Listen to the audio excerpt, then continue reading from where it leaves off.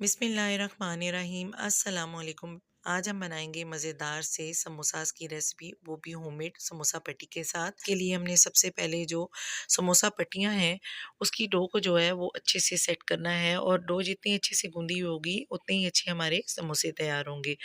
तो इस रेसिपी को बनाने के लिए सबसे पहले हमने मैदा लिया है 2 कप। इसमें 1 टेबलस्पून घी, 1 टीस्पून नमक और थोड़ा सा पानी लेके अच्छी तरह से डो को गूंद लिया था और इसे हाफ एन आवर के लिए रेस्ट के लिए रख दिया था।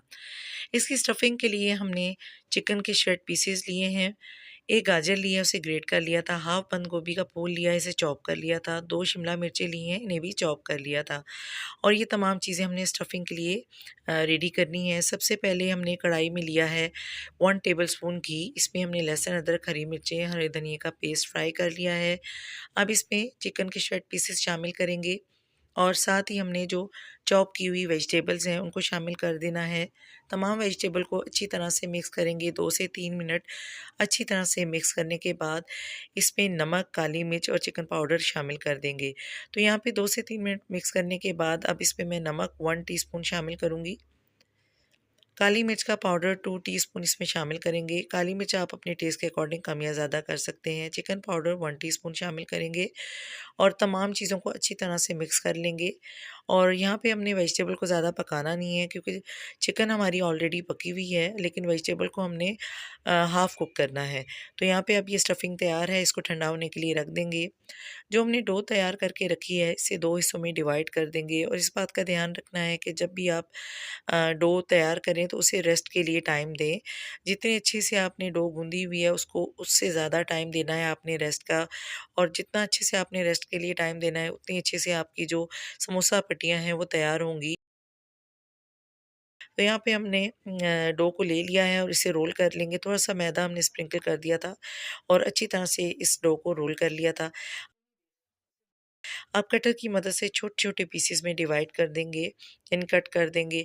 अगर आप बड़े समोसे बना रहे हैं तो ये कटिंग किए हुए पीसेस को थोड़ा-सा ज़्यादा कर लें मिकदार में। लेकिन अगर आप 1 बाइट समोसा बना रहे हैं, मिनी समोसास बना रहे हैं, तो उसके लिए ये परफेक्ट कटिंग है। तो यहाँ पे हमने इनको कट कर लिया था और छोटे-छोटे पेड़ों में बेल लिया था। अब इनकी रोटी बनाएँगे और तमाम पेड़ों की रोटियाँ बेलते जाएँगे, और एक रोटी को बेलते ही हमने इस पे मैदे को स्प्रिंकल कर देना है, खुश्क आटे को स्प्रिंकल कर देना है। उसके बाद दूसरी रोटी को बेलेंगे, उसके ऊपर फैला देंगे, और इसी तरह से हमने करते जाना है। और बिल्कुल इसी मेथड से आपने तमाम जो पट्टियाँ हैं उनको रेडी कर लेना है। और इससे पहले आपने पैन को गर्म होने के लिए रख देना है बिल्कुल स्लो आंच पे। और यहाँ पे अपने तमाम पट्टियों को रेडी कर लिया था, और जैसे ही रेडी हो जाएंगी तो फिर हमने बारी-बारी तमाम पट्टियों को अलहदा कर लेना है, और जैसे ही पैन गर्म हो जाएगा तो हमने इन तमाम पट्टियों को हल्का-सा सेक लेना है। तो यहाँ पे पैन गर्म हो चुका है, अब इन्हें बारी-बारी सेक लेंगे, और जब हाफ़ टर्न हो जाएगी ये पट्टी तो हमने इसे टर्न दे देना है। बिल्कुल इसी तरीके से हमने तमाम पट्टियों को रेडी कर लिया था, और ये बहुत आसान सा मेथड है।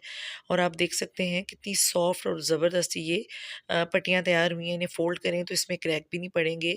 अमूमन हम जब बाज़ार से लेके आते हैं क्या होता है कि वो बहुत ज़्यादा हार्ड होती हैं, बहुत ज़्यादा ख़राब सी होती हैं, और इससे बेहतर है कि हम घर पे बना लें समोसा पट्टियाँ, और इनको आप फ्रीज़ भी कर सकते हैं ज़्यादा टाइम के लिए। समोसा पट्टियों को आप ज़िप-लॉक बैग में सेव करके 1 वीक के लिए फ्रिज में रख सकते हैं, जबकि समोसा अगर बना के आप इस तरह से स्टोर करना चाहते हैं तो 1 मंथ के लिए आप कर सकते हैं, बिल्कुल भी ख़राब नहीं होंगे और बिल्कुल परफेक्ट खस्ता और क्रिस्पी बनेंगे। यहाँ पे हमने फिलिंग करने के बाद थोड़ी-सी मैदे और पानी का घोल लेके उसकी यहाँ पे थोड़ा-सा लगाई है लेप, और उसको अच्छी तरह से बंद कर देंगे। अब इसी तरह इस घोल को ऊपर भी लगाएँगे और यहाँ से एक कॉर्नर से पकड़ के इसको फ़ोल्ड कर देंगे। बिल्कुल इसी मेथड से आपने समोसे की तमाम रेसिपी को फ़ॉलो करना है। एक मेथड तो ये है जिससे आपको समोसा बनाने में आसानी होगी।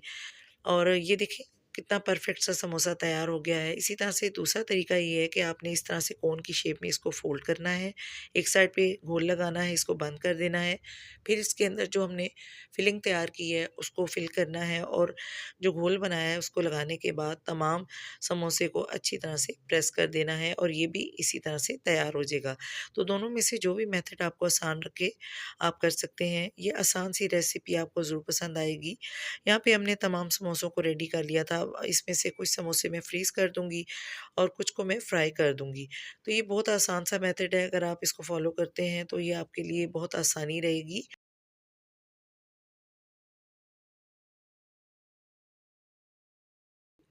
यहाँ पे हमने अब समोसे रेडी कर लिए थे, अब इनको फ्राई करना है, तो इसको फ्राई करने से पहले हमने घी को गर्म होने के लिए रख दिया था और उसका टेम्परेचर चेक करने के लिए समोसा पट्टी को इसमें डाला था ताकि पता चले कि ऑयल आपका परफेक्ट रेडी है।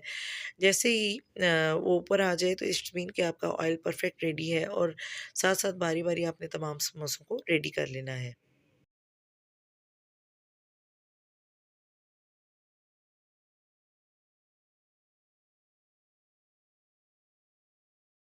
और बिल्कुल इसी तरह से आपने बारी-बारी तमाम समोसों को फ्राई कर लेना है।